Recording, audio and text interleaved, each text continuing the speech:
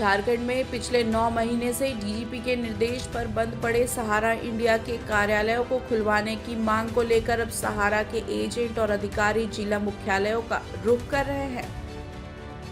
सहारा के एजेंट जिला अधिकारी से मिलकर उन्हें अपनी समस्याओं से अवगत करा रहे हैं और ऑफिस खुलवाने संबंधी ज्ञापन भी सौंपा। बुधवार को सरायकेला परिक्षेत्र के सहारा इंडिया परिवार के एजेंट और अधिकारी जिला मुख्यालय पहुंचे और उपायुक्त नीतीश कुमार सिंह से मुलाकात कर अपनी बातों को रखा। सहारा के सीनियर अधिकारी संजय कुमार राय ने बताया कि देश भर में सहारा इंडिया के कार्यालय खुले हैं, मगर झारखंड में डीजीपी के निर्देश पर कार्यालय बंद पड़े हैं, जिससे निवेशकों के त्रुटियों का समाधान नहीं हो पाने के कारण उनका भुगतान नहीं हो पा रहा है, जबकि दूसरे राज्यों में सुप्रीम कोर्ट के निर्देश पर सीआरसी पोर्टल के जरिए भुगतान हो रही है। ऐसे में झारखंड के निवेशक बुरी तरह प्रभावित हो रहे हैं। उन्होंने बताया कि उपायुक्त ने उनकी बातों को गंभीरतापूर्वक सुना और समाधान की दिशा में सार्थक पहल करने का भरोसा दिलाया।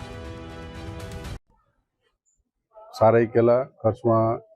के डीसी ऑफिस में उपस्थित इसलिए हुए हैं कि सहारा इंडिया परिवार का जो भी भुगतान है तो पूरे देश में उनका हो रहा है और सीआरसी के माध्यम से हो रहा है। इसमें कुछ त्रुटियां जब भी कुछ मिल रहा है उसको हम लोग झारखंड स्टेट में हम लोग कुछ कर नहीं पा रहे, क्योंकि उसमें झारखंड स्टेट में हम लोग का बाधित है। सारा ऑफिस झारखंड का बंद है और इस झारखंड में कुछ भी अगर हम लोग डिमांड कर रहे हैं या सीआरसी के माध्यम से जो भी डिमांड हो रहा है वो पेमेंट में कहीं डिफिशिएंसी जो आ रही है, जिसके कारण सीआरसी के माध्यम से हम लोग का ऑफिस को वो निर्देश किया जा रहा है कि वहाँ से आप लोग अपना डिफिशिएंसी को ठीक करें। लेकिन हम लोग का झारखंड स्टेट में माननीय डीजीपी जी के आदेश के अनुसार डीजीपी महोदय के आदेश के अनुसार जनवरी से हम लोग का यहाँ जितने भी झारखंड में ऑफिस है सहारा बंद है, जिसके कारण डेफिशिएंसी छोटे छोटे जमाकर्ताओं का हम लोग पूरा नहीं कर पा रहे। इसके लिए आज हम लोग माननीय डीसी महोदय के समक्ष उपस्थित होकर एक ज्ञापन सौंपे और ज्ञापन देने के बाद सर से बात हुई और बात बहुत अच्छा हुआ और इनका जो भी कुछ रिजल्ट है आने वाले समय में सर हम लोग को आश्वस्त किए कि कुछ हम लोग करेंगे। आपको बता दें कि मंगलवार को जमशेदपुर महानगर भाजपा जिला अध्यक्ष सुधांशु ओझा के नेतृत्व में जमशेदपुर परिक्षेत्र के कार्यकर्ताओं ने उपायुक्त कर्ण सत्यार्थी से मुलाकात कर उन्हें भी एक मांग पत्र सौंपा था। सहारा के अधिकारियों ने बताया कि सभी जिलों के उपायुक्त से मुलाकात कर अपनी समस्याओं से अवगत कराया जा रहा है। वहीं जमशेदपुर महानगर भाजपा जिला अध्यक्ष सुधांशु ओझा ने सहारा इंडिया के निवेशकों के भुगतान में हो रही समस्या को गंभीर मुद्दा बताया और झारखंड के सभी कार्यालय को खोलने की मांग की। जमशेदपुर अपने शहर जमशेदपुर इस लौ नगरी में सहारा इंडिया के जो भी कर्मचारी काम कर रहे थे, इन्वेस्टर से इन्वेस्ट करा रहे थे, इस बीच में मध्यस्थ के रूप में, एजेंट के रूप में या इसके ऊपर के पदाधिकारी के रूप में डायरेक्ट इन्वेस्टर और कंपनी के बीच में जो भी काम कर रहे थे, ऐसे सारे इन्वेस्टर के सामने एक नई समस्या आ गई है कि भारत सरकार के आदरणीय केंद्रीय मंत्री अमित शाह जी का जो कुशल प्रशासनिक व्यवस्था बनाने के उपरांत सहारा में डूबे हुए पैसे जो जनता के पास लौटाने के लिए एक कानूनी सरल प्रक्रिया बनाई गई थी, उसके तहत लौटाया जा रहा है। लेकिन ऐसा कुछ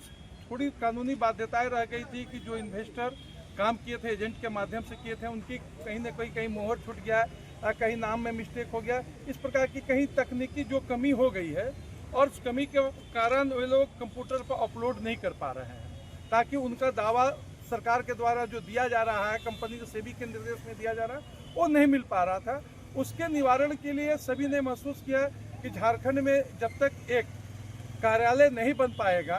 जहां इस सारी तकनीकी कमी को दूर किया जा सके, तब तक निवेशकों का पैसा उचित ढंग से नहीं दिया जाएगा। इसी संबंध में सारे लोगों ने आज हमारे भारतीय जनता पार्टी कार्यालय आए थे। हम लोग उपायुक्त महोदय से समय लेके उनके पास चूंकि सारे काम सरकार के माध्यम से होने हैं, सरकार के गाइडलाइन में होने हैं और सरकार के प्रतिनिधि के रूप में पूर्वी सिंहभूम जिला के मालिक है प्रशासनिक गतिविधियों का वो डीसी महोदय, इसलिए उनके पास हम सभी लोगों ने अपनी बातें रखें। इस अवसर पर जुगसलाई के माननीय विधायक मंगल कारिंदी जी भी दूसरे कार्य से आए थे, लेकिन इस बात में उन लोगों को भी सहमति हुई कि आम जो इन्वेस्टर है उसका सही ढंग से उनके पैसे का निष्पादन होना चाहिए, कहीं त्रुटि नहीं हो और उसमें प्रशासनिक जो भी सहयोग हो सकता है उसे मिलना चाहिए। उसे डीसी साहब बोले हैं कि अगले पूजा के बाद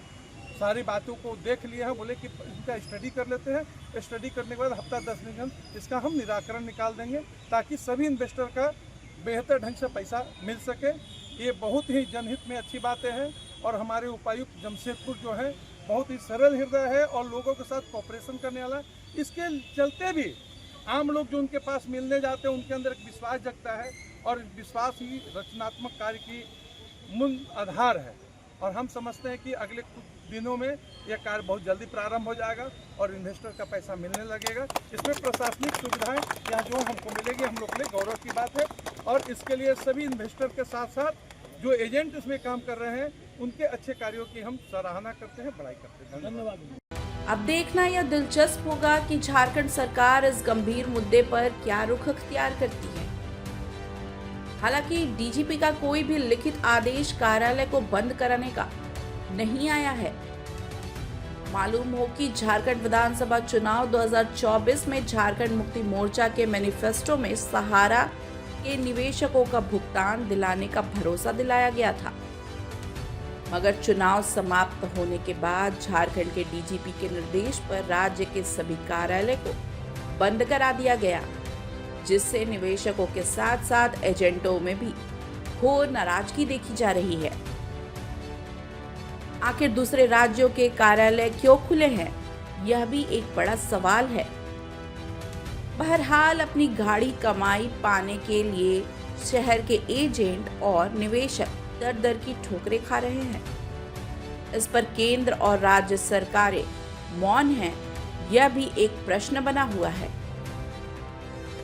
भले सुप्रीम कोर्ट के निर्देश पर सीआरसी पोर्टल के जरिए भुगतान करने का निर्देश दिया गया है, मगर सीआरसी पोर्टल में आ रही पेचीदगियों के समाधान को लेकर कोई विशेष निर्देश नहीं दिया गया है, जिससे निवेशक और एजेंट के साथ साथ सहारा के अधिकारी भी असमंजस में हैं। ऊपर से यदि कार्यालय को बंद कर दिया जाता है तो समझ सकते हैं कि समस्या कितनी गंभीर हो सकती है। अब देखना दिलचस्प होगा कि जिला अधिकारी इस मुद्दे पर क्या रुख अख्तियार करते हैं। India news viral Bihar Jharkhand के लिए प्रमोद सिंह की रिपोर्ट। ताज़ा खबरों से जुड़े रहने के लिए हमारे चैनल को सब्सक्राइब करें और बेल आइकन को दबाना ना भूलें ताकि हर खबर की नोटिफिकेशन आपको मिलती रहे।